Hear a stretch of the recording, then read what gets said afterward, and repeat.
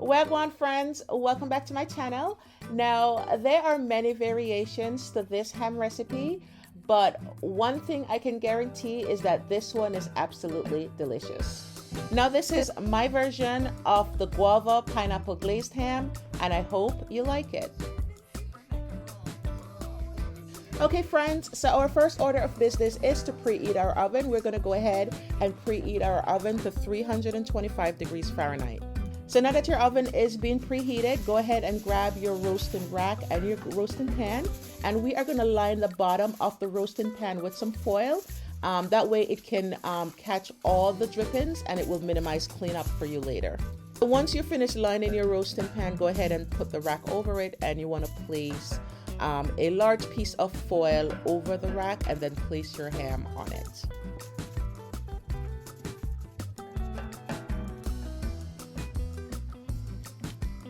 Now let's talk about the star of our show for a moment. Now I'm using the spiral slice hickory smoked pre-cooked ham, and that means my ham is already cooked and it's pre-cured.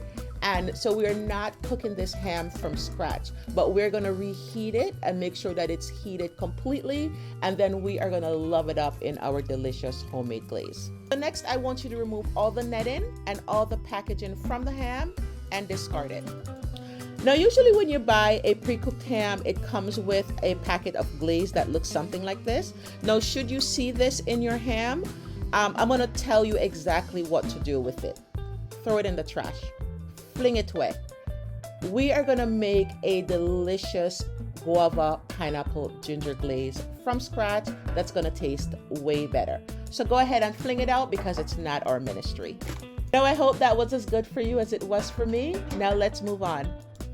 Now, one thing I forgot to mention earlier, you don't have to buy a ham that's spiral cut. That is just a personal preference for me. I like the spiral cut hams.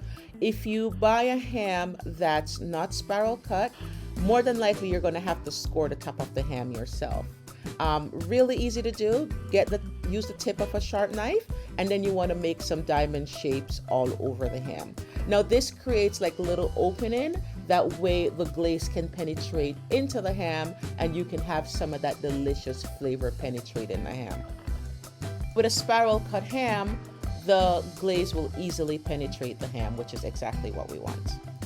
So now that we've finished removing all the wrappings from our ham, you want to go ahead and rinse your ham under some cool tap water, and then you want to grab some clean paper towel, and then you want to pat your ham dry. Look how absolutely gorgeous this ham is. I don't know about you, but I love me some ham.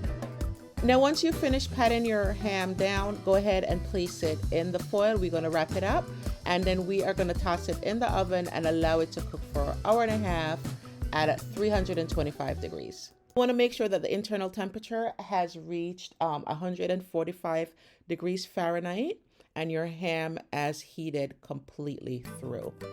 Here's my guideline that I use to determine how much cooking time my ham actually needs. For every pound of ham, I'm going to heat it up for 10 minutes. So I have an 8.5 pound of ham, so I'm going to heat it up for approximately an hour and 30 minutes. Now, if you have any questions on how to determine how much time is needed for your ham, feel free to leave it in the comments and I'll definitely help you out. Feel free to trim up your ham and cut off any pieces that might be loose or hanging. We need our ham to be nice and neat because we want her to look our best when we place her on the dinner table, because she's going to be a showstopper. Once you finish trimming up your ham, go ahead and wrap it up in your foil, and I'm going to rotate mine because it will fit better in the foil, and I'm going to go ahead and transfer it to the oven as soon as I'm done wrapping this ham. Now, depending on the size of your ham, you may need to grab another piece of foil, just like I did. You want to make sure that your ham is covered completely because this is going to prevent your ham from drying out during the cooking process. Once you're finished wrapping your ham, go ahead and just press down the foil on the ham just to make sure it is nice and snug. So now that we have the ham in the oven and it's doing its thing, it is time to start building our glaze. Now the glaze is going to consist of a few simple ingredients, but let me tell you, it is going to be so good. You're going to love it.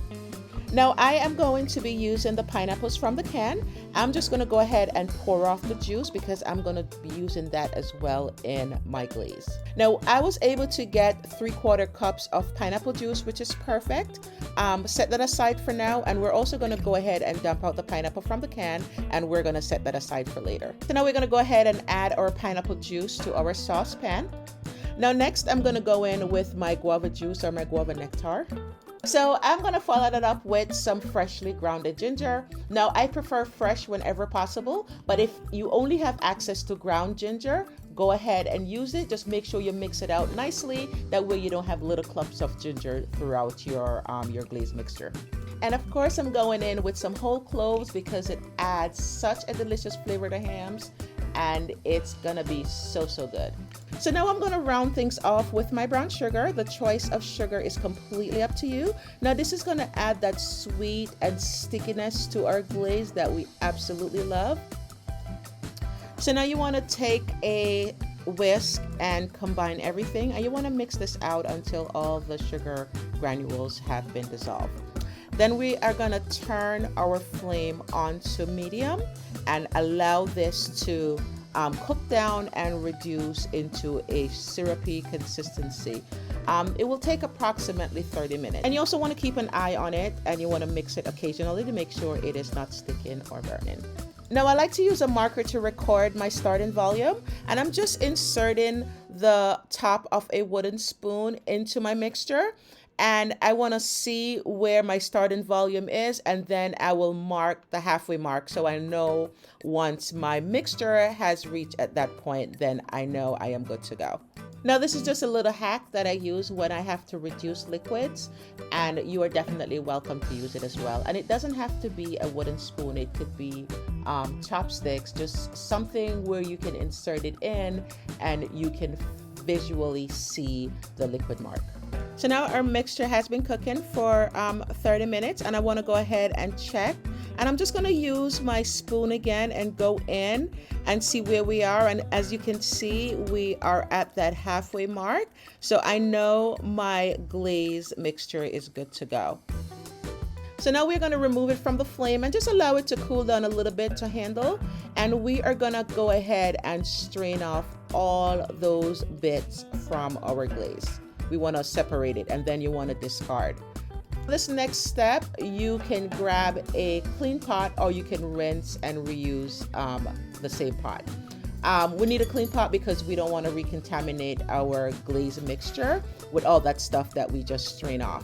So now we are going to return our glaze mixture to our flames and put it on low, and then we are going to dump all our pineapples into our glaze for 1 minute. We're not trying to cook anything, we just wanted to absorb some of those flavors from the glaze. So go ahead and put them in for only 1 minute, and then you want to remove them.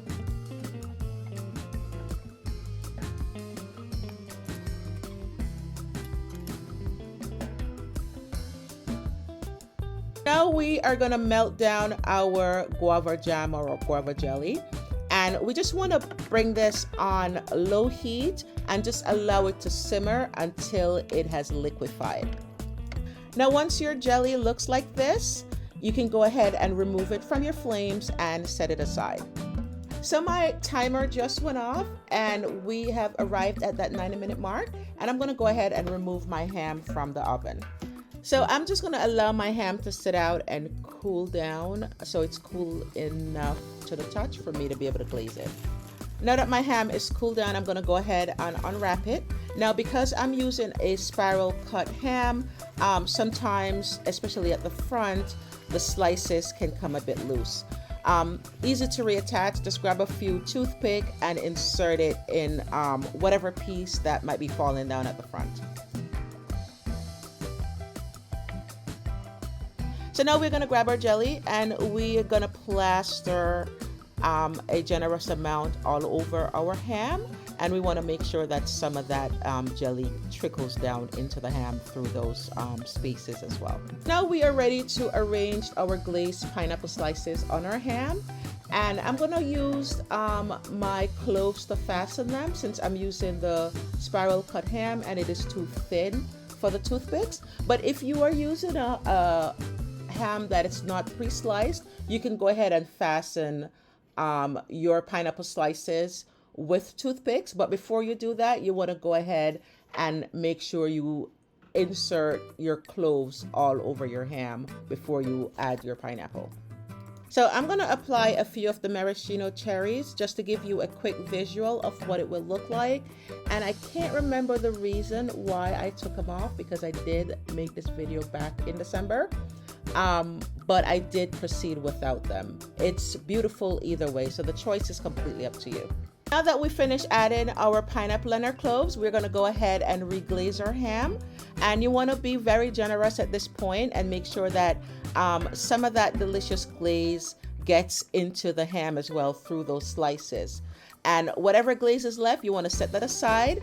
That way you can reglaze your ham later at the dinner table. So now that we've finished adding our remaining glaze, go ahead and grab the top part of your foil and fold it up, because we are trying to trap and retain all that delicious glaze and juices to keep our ham nice and moist. Now we are going to pop this back into the oven and allow our glaze to caramelize, and it's going to give us such a delicious color. Now I'm going to pop this back in for about 10 to 15 minutes. You want to keep an eye on it and remove it once you have arrived at your desired color.